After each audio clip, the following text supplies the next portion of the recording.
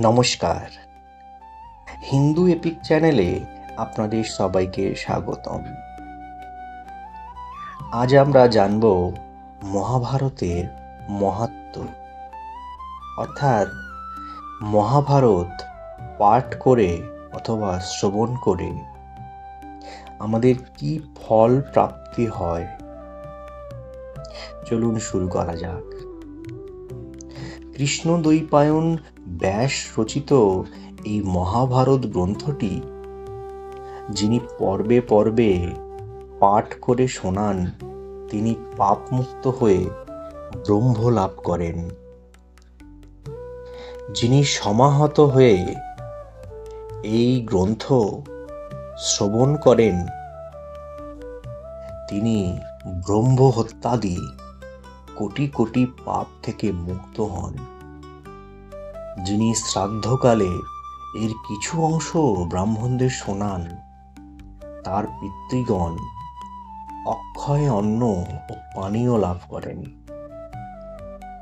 ভরত বংশীয় গণের মহৎ জন্মকথা এতে বর্ণিত হয়েছে।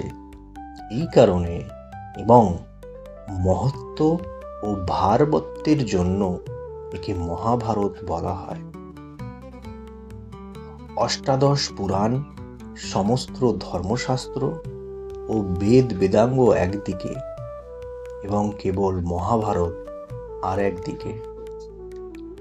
পুরাণ প্রণেতা এবং বেদ সমুদ্রের মন্থনকর্তা ব্যাস ঋষির সিংহনাদ এই মহাভারত। 3 বছরে তিনি এই গ্রন্থ রচনা করেছিলেন। ধর্ম, অর্থ, কাম ও মোক্ষ এই চতুর্বর্গ এতে বর্ণিত হয়েছে। যা মহাভারতে আছে তা অন্যত্র থাকতে পারে, যা এতে নেই তা আর কোথাও নেই। জয় নামক এই ইতিহাস মোক্ষার্থী ব্রাহ্মণ ও সর্বোপরি সব মানুষকে শোনা উচিত। মহাভারত শুনলে স্বর্গকামীর স্বর্গ, জয়কামীর জয় এবং গর্ভিণীর পুত্র বা বহু ভাগ্যবতী কন্যা লাভ হয়।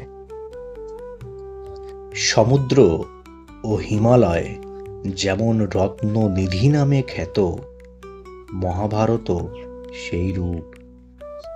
যার গৃহে এই গ্রন্থ থাকে, জয় তার হস্তগত। বেদে, রামায়ণে ও মহাভারতে আদি অন্ত ও মধ্যে সর্বত্র হরি কথা কীর্তিত হয়েছে। সূর্যোদয়ে যেমন তমরাশি বিনষ্ট হয়, মহাভারত শুনলে সেইরূপ কায়িক, বাচিক ও মানসিক সমস্ত পাপ দূর হয়। তো বন্ধুরা, এই ছিল মহাভারতের মাহাত্ম্য। ভিডিওটি ভালো লেগে থাকলে লাইক এবং শেয়ার করে অন্যকেও দেখার সুযোগ করে দেবেন। আর এরকম আরো অনেক ভিডিও পেতে আমাদের চ্যানেলটি সাবস্ক্রাইব করতে ভুলবেন না। দেখা হবে পরের ভিডিওতে। ধন্যবাদ।